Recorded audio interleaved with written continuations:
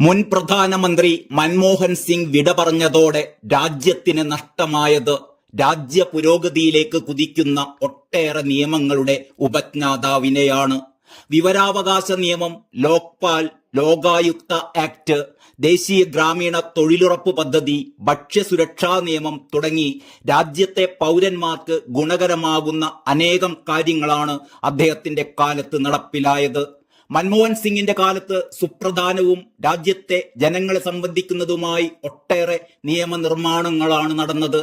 ഇതിൽ പ്രധാനം വിപ്ലവകരമായ വിവരാവകാശ നിയമം തന്നെയായിരുന്നു. പൊതുരംഗത്തെ സുതാര്യമാക്കുന്ന നിയമം വന്നതോടെ സർക്കാരിന്റെയോ അഥവാ സർക്കാർ സംവിധാനങ്ങളോ സംബന്ധിച്ച വിവരങ്ങൾ മറച്ചുവെക്കാൻ അധികാരികൾക്ക് നിർവാഹമില്ലാതായി. സർക്കാർ സംവിധാനങ്ങളെയും ഉത്തരവാദപ്പെട്ടവരെയും ചോദ്യമുനയിൽ നിർത്താനും നടപടികൾ വേഗത്തിലാക്കാനും സാധാരണക്കാർക്ക് അവകാശം നൽകിയ നിയമമായിരുന്നു ഇത്. ദേശീയ ഗ്രാമീണ തൊഴിലുറപ്പ് പദ്ധതിയായിരുന്നു മറ്റൊന്ന്. ഈ പദ്ധതിയിലൂടെ വൈദഗ്ധ്യമില്ലാത്തവർക്കും തൊഴിൽ കിട്ടുന്ന പദ്ധതി ഉണ്ടായതും മൻമോഹൻ സിംഗിന്റെ കാലത്തായിരുന്നു. രാജ്യത്ത് എല്ലാവർക്കും സുരക്ഷിതമായ ഭക്ഷണം ഉറപ്പാക്കുന്ന ഭക്ഷ്യസുരക്ഷാ നിയമം കൊണ്ടുവന്നതും അദ്ദേഹത്തിന്റെ UPA സർക്കാരിന്റെ കാലത്തായിരുന്നു. ഇതിനെല്ലാം പുറമെയാണ് ലോക്പാൽ, ലോകായുക്ത ആക്ട് നിയമങ്ങളും നിലവിൽ വന്നത്.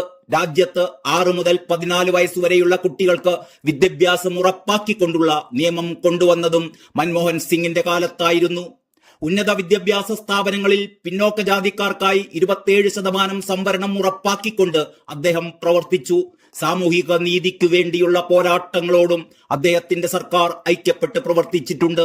തെരുവു കച്ചവടക്കാർക്ക് സംരക്ഷണം ഉറപ്പാക്കുന്ന നിയമം, ഇന്ത്യൻ കമ്പനീസ് ആക്ട്, ഭൂമി ഏറ്റെടുക്കലിൽ ന്യായമായ നഷ്ടപരിഹാരത്തിനും സുതാര്യതക്കും പുനരധിവാസത്തിനും പുനഃസ്ഥാപനത്തിനുമുള്ള അവകാശ ആക്ടും ചട്ടങ്ങളും മുന്നോട്ട് വെച്ചതും മൻമോഹൻ സിംഗ് തന്നെയായിരുന്നു. ന്യൂസ്